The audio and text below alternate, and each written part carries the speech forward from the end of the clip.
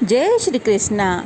जब आषाढ़ मास की पूर्णिमा आती है तो चंद्रमा की पूर्ण आभा मानव आत्मा को सत्य का बोध कराती है। यह दिन न केवल गुरु पूर्णिमा के लिए प्रसिद्ध है बल्कि श्री हरि की पूजा सेवा से हमें मोक्ष की तरफ अग्रसर भी करता है।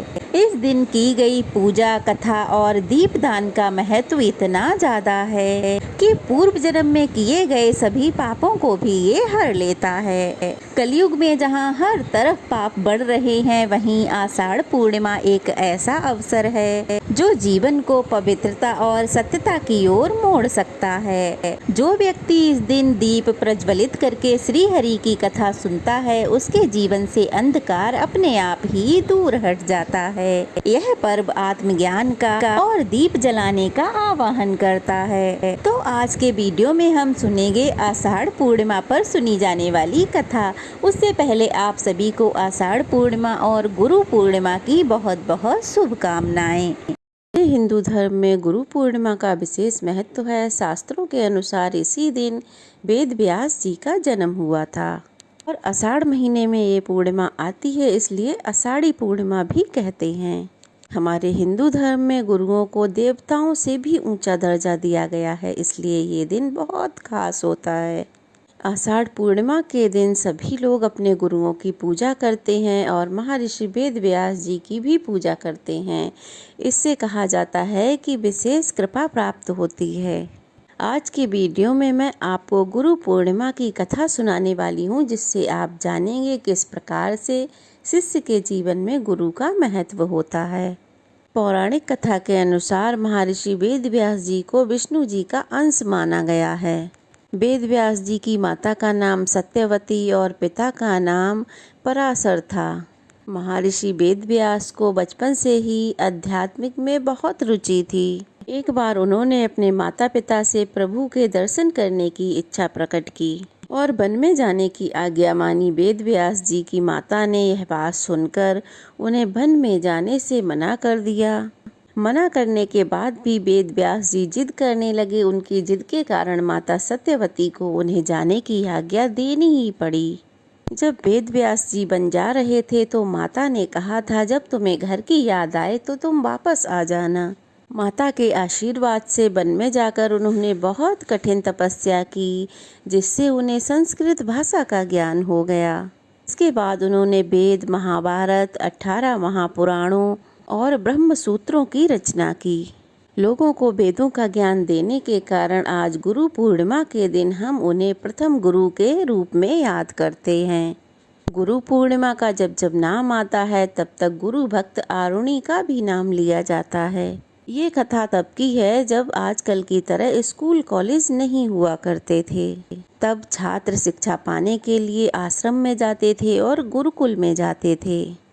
तब ऋषि धौम्य के आश्रम में छात्र शिक्षा पाने के अलावा आश्रम के काम और गुरु की सेवा में तत्पर रहा करते थे। सबके कार्य बटे हुए थे, कोई बागवानी करता तो कोई पशुओं को चराने का काम करता तो कोई ऋषि का काम करता।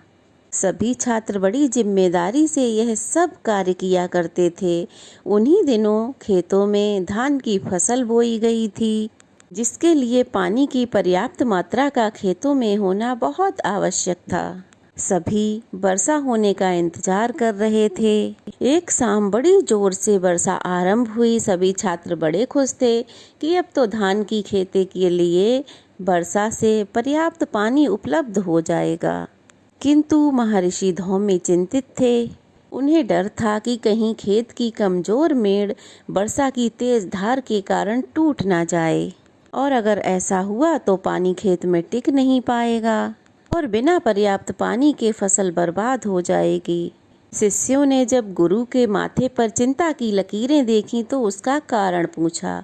तब ऋषि ने अपनी चिंता का कारण शिष्यों को बता दिया। सुनकर सभी शिष्य बहुत परेशान हुए, किंतु किसी की समझ में नहीं आ रहा था कि अब क्या किया जाए। उन्हीं शिष्यों में आरुणि भी था। उसने महर्षि से खेतों में जाकर मेड़ देखने की आज्ञा मांगी। महर्षि ने उसे आज्ञा दी और कहा, पुत्र, अगर मेड़ टूट गई हो तो उसे ठीक कर देना। खेत में पानी जमा रहना बहुत जरूरी है। आरुणि अपने गुरु की आज्ञा लेकर खेत की ओर चल पड़ा। खेत में पहुंचकर उसने देखा कि खेत की मेड़ें टूट गई हैं और सारा पानी बह रहा है। आरुणि तुरंत प्रयासों में जुट गया। उसने खेत के 3 तरफ की मेड़ों की तो मरम्मत कर दी और वहां से बहता पानी रोक दिया, किंतु बहुत कोशिशों के बाद भी चौथी मेड़ नहीं ठीक कर पाया। वह बार बार वहां मिट्टी भरता, किंतु पानी के तेज बहाव के कारण वह मिट्टी बह जाती। जब बहुत कोशिशों के बाद भी मेड़ ठीक नहीं हो पाई, तब आरुणि स्वयं ही उस मेड़ पे लेट गया। उसके लेटने से वहां का पानी बहना बंद हो गया और पानी का बहाव रुक गया। आरुणि इस प्रकार सुबह होने तक यानी कि पूरी रात भारी बारिश में उसी मेड़ में लेटा रहा। इधर जब आरुणि सुबह होने पर आश्रम में नहीं पहुंचा तो महर्षि धौम्य कुछ शिष्यों को साथ लेकर खेत में पहुंचे। वहां उन्होंने आरुणि को खेत की मेड़ पर लेटा हुआ पाया। जब महर्षि ने देखा तो सारी रात बारिश में भीगने के कारण उसका शरीर बुखार में तप रहा था। महर्षि ने उसे तुरंत उठाया और अपने गले से लगा लिया। आरुणि की इस गुरु भक्ति को देखकर महर्षि धौम्य बड़े प्रसन्न थे। उन्होंने उसे अपने परम शिष्यों का स्थान देते हुए उसे दीर्घ आयु और तेजस्वी होने का आशीर्वाद दिया।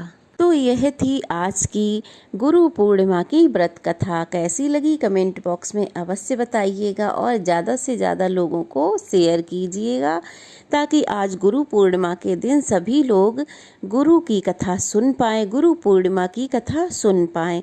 और आप लोग भी अपने अपने गुरुओं की पूजा कीजिए, सेवा कीजिए, उनका आशीर्वाद प्राप्त कीजिए। तो चलिए फिर मिलते हैं, तब तक के लिए जय गुरुदेव, जय श्री कृष्णा। भगवान यूं ही सब पर अपनी कृपा बनाए रखें। तो वीडियो को लाइक कीजिए, शेयर कीजिए, कमेंट कीजिए और अगर नए हैं तो सब्सक्राइब कर लीजिए चैनल को, ताकि आगे आने वाली सभी कथाएं आप लोग सुन पाएं। जय श्री कृष्णा।